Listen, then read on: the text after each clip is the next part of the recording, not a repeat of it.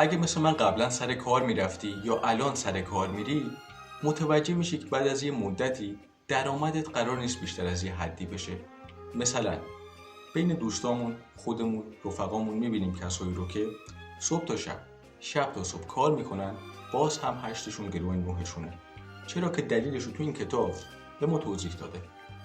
اونم این که طبق ساعت کاری پول در میاریم. مثلا به ازای 1 ساعت کار کردن 50,000 تومان، 100,000 تومان، 200,000 تومان به ما میدن.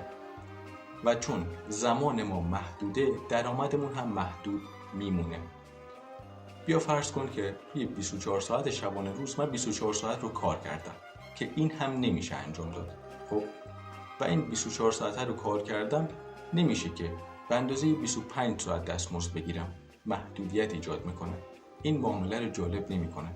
بهترینا رو برات میخوام. ممنونم که وقت گذاشتید.